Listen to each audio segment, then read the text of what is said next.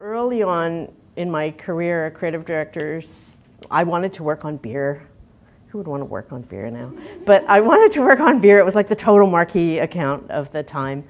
And I was a kid, and I wanted to work on the fancy, high-profile stuff, just like everybody else did. And I was told, you can no more understand beer than I can understand tampons. Gasp! Who would say that? In Canada, you would be arrested for saying that. Like you're literally not allowed to say something like that. But I mean, it's so shocking. And I mean, it's not 1,000 years ago that this happened. A number of years later, so to me, like it was pretty obvious from the beginning that girls were allowed to do this and boys could do anything. And that surprised me because I wasn't raised with that view. I didn't come from a family that subscribed to that. I came from a family of mostly of all girls. So girls could do anything, and then I came into business and all of a sudden it's like, Arr!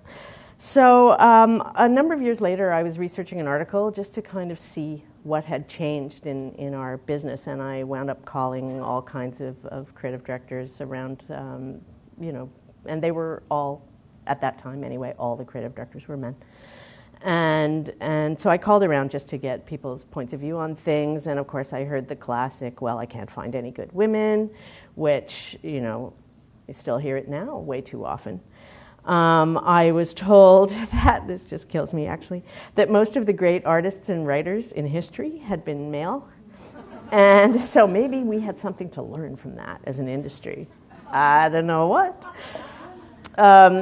We had a very, very senior female executive in our business, this is not very long ago at all, admit to us behind closed doors that she had been treated outrageously by her male superiors when she was coming up.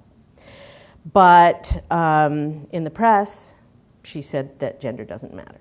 Gender's not an issue. So we don't, it's hard to admit, honestly. We know women who won't hire women because they're of childbearing age or they have kids already. They decide, just like some men would, that kids mean less commitment on the part of women. It's incredibly ironic that kids mean more commitment on the part of men. Business looks at men with kids and say they're stable and they're solid and they're not going to run off with some hussy and leave us in the lurch. Women, it's like, oh my God, they're going to go to the doctor appointment, they're going to go to the school meeting, they're not committed, which, of course, we did not find to be true at all. We as an industry, I think we still think I won't hire women who have children is a big factor, and it's a very real problem, and it robs our industry of a lot of the best talent. I'm going to say for myself, I got better at my job after I had a baby. I used my time differently. I was more effective.